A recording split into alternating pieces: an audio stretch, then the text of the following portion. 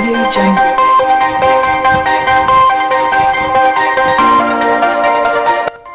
नाज़रीन, कोट शाहू वारे इलाइक़े में आम ख़बर की आगाही शेयर कंदा हलूं। नापरकोट भरिसां कोट शाहू वारे इलाइक़े में पुलिस पिकट तां हथियारबंदन तां हिकु ॾींहुं पहिरियां मुबैना अगवा कयल चइनि पुलिस अहलकारन खे हथियारबंदन पंहिंजी गिरफ्तार औरतुनि जी रिहाई जे बदिले छॾे ॾिनो आहे।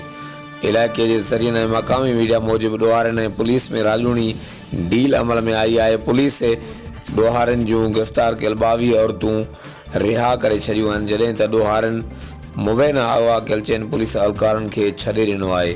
जी नाज़रीन, आम ख़बर जी आगाही शेयर कंदा हलूं। नापरकोट भरिसां कोट शाहू वारे इलाइक़े में पुलिस पिकट तां हथियारबंदन तां हिकु ॾींहुं अॻु मुबैना अगवा कयल चइनि पुलिस अहलकारन खे हथियारबंदन पंहिंजी गिरफ़्तार औरतुनि जी रिहाई जे बदिले छॾे ॾिनो आहे। इलाइक़े जे ज़रिए ऐं मक़ामी मीडिया मूजिबि ॾोहारनि ऐं पुलिस में राजूनी डील अमल में आई आहे। पुलिस ॾोहारनि जूं गिरफ़्तार कयल 22 औरतूं रिहा करे छॾियूं आहिनि, जॾहिं त ॾोहारनि मुबैना अगवा कयल चइनि पुलिस अहलकारन खे छॾे ॾिनो आहे। वक़्तु आगाहण लाइ ॾिसंदा रहो JTN वेब न्यूज़।